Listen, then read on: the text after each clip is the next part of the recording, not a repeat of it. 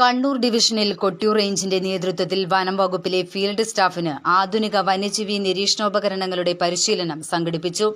Thermal drone, night vision, thermal binocular, അസ്കാലൈറ്റ്, camera trap എന്നിവയുടെ പ്രവർത്തനവും ഫീൽഡ് ഉപയോഗവും ഉൾപ്പെടുത്തിയായിരുന്നു പരിശീലനം. ചെന്നൈയിലെ RFLY ഇന്നോവേഷനിൽ നിന്നും വിദഗ്ധ പരിശീലനം നേടിയ അനന്തു CN പരിശീലന പരിപാടിക്ക് നേതൃത്വം നൽകി.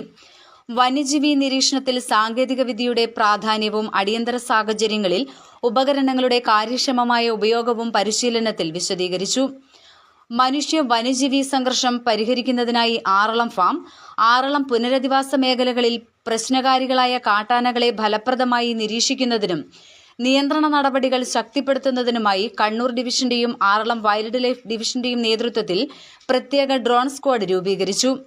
രാത്രികാലങ്ങളിൽ ജനവാസ മേഖലയിലേക്ക് ഇറങ്ങുന്ന കാട്ടാനകളെ കൃത്യമായി കണ്ടെത്തുന്നതിനും അവയെ സുരക്ഷിതമായി വന്യജീവി സങ്കേത മേഖലയിലേക്ക് തിരിച്ചു തുരത്തുന്നതിനുമായി തെർമൽ ഡ്രോണുകൾ ഉപയോഗപ്പെടുത്തും.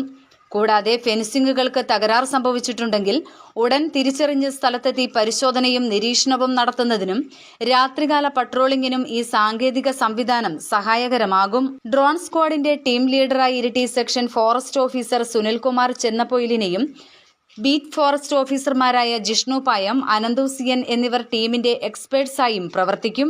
തിരഞ്ഞെടുക്കപ്പെട്ട ഫീൽഡ് സ്റ്റാഫിനെ ഉൾപ്പെടുത്തി ഡെപ്യൂട്ടി റേഞ്ച് ഫോറസ്റ്റ് ഓഫീസറുടെ നേതൃത്വത്തിൽ പ്രവർത്തിക്കുന്ന സംഘം വന്യജീവി സംഘർഷം കുറയ്ക്കുന്നതിനും അടിയന്തര ഇടപെടലുകൾ കാര്യക്ഷമമാക്കുന്നതിനുമായി പ്രവർത്തനം ആരംഭിച്ചതായി അധികൃതർ അറിയിച്ചു.